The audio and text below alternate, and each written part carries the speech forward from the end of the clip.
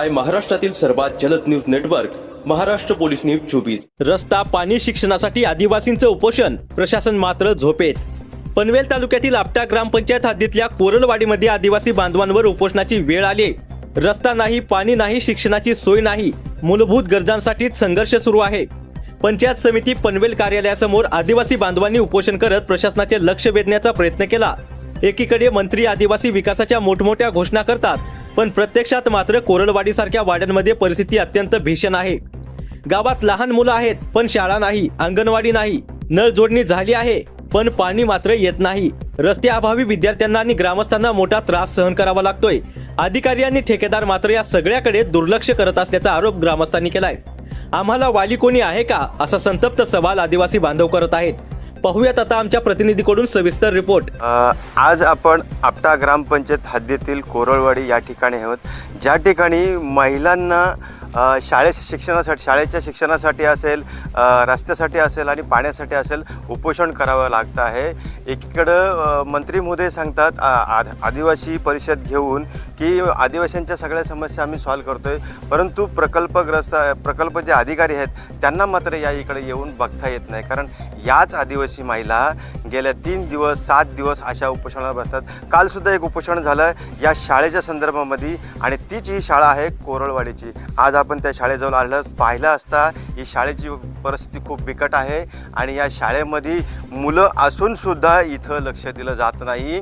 का लक्ष दिलं जात नाही, तर ते आदिवासी आहेत, त्यांचा आवाज कोण ऐकायला तयार होत का नाही। मग हे अधिकारी काय करतात, शिक्षण अधिकारी असतील, प्रकल्प अधिकारी असतील, यांना समजत नाही का इकडं येऊन ह्या गोष्टी पाहणं। समोर काहीतरी अंगणवाडीची जागा आहे, मुलं शाळेत जायला आहेत, परंतु ही शाळा बिघडल्यामुळं आज ह्या मुलांचं शिक्षण फुकट जात आहे। यांना शिक्षणाचा हक्क नाही का, यांना शिक्षण मिळावं नको का, असं वाटतं का या अधिकाऱ्यांना। तर यासाठीच आपल्याबरोबर आज एक ताई आहेत, आपण त्यांना बोलवलो आहेत, त्यांच्याशी चर्चा करूया की ते काल उपोषणाला बसले होते। ताई, तू काल उपोषणाला बसले होतीस, काय नेमका प्रश्न होता शाळेसंदर्भामध्ये?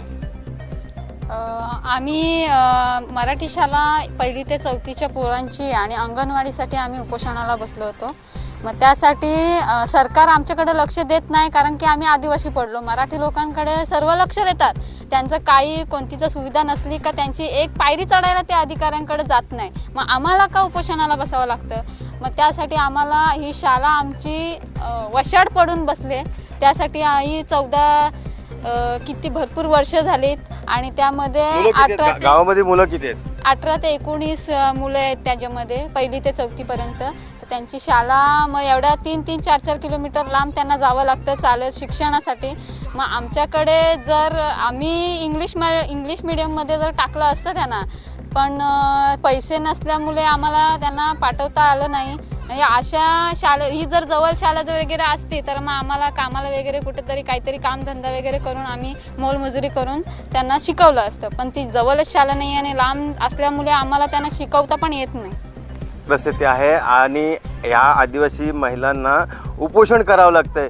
मागे 3 दिवस पाण्यासाठी या लेडीज महिला भोसले मॅडम आहेत यांच्या दालनामध्ये बसल्या होत्या, आणि त्यांनी पाण्याचं उपोषण केलं होतं गेले 3 दिवस।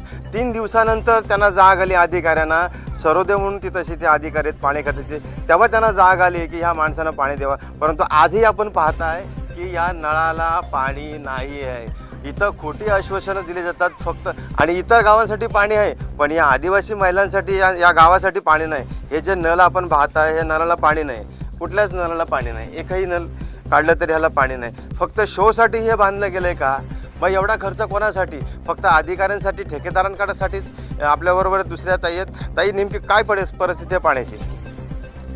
आम्ही 3 दिवस उपोषण करून सुद्धा पाण्याची अवस्था आहे। आम्हाला पिण्यासाठी पाणी नाही, एक दिवस पाणी येत आहे तर 4 दिवस पाईपलाईन फुटते, आम्हाला पिण्यासाठी सुद्धा पाणी नाही आहे। सरोदे म्हणतात की आम्ही पाईपलाईन चालू केलेली आहे आणि मात्र इथं पाणी नाही।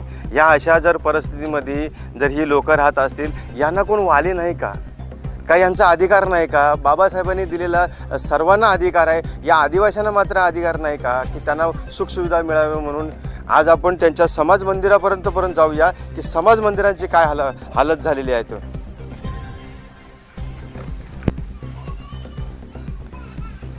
हे हे समाज मंदिर आहे आणि या समाज मंदिराला ही या अशा पद्धतीचं आहे. म्हणजे एकीकडे दरवाजाला कड्या आहेत तर दरवाजा नाही, आणि दरवाजा आहे तर त्याला कड्या नाही. ही अशी परिस्थिती ह्या कोरळवाडी गावाची आहे. आज आपल्याबरोबर ज्या ताई आहेत, ताई काय नेमकी परिस्थिती आहे? तेव्हा दरवाजा समाज मंदिराला खिडक्या नाही, काय नाही, त्यातच अंगणवाडी भरतात. ते बघा चला कसं खिडक्या आहे. अंगणवाडी ही ह्या समाज मंदिरामध्ये भरली जाते आणि हे समाज मंदिर आपण पाहताय, इथं शाळा भरली जाते मुलांची.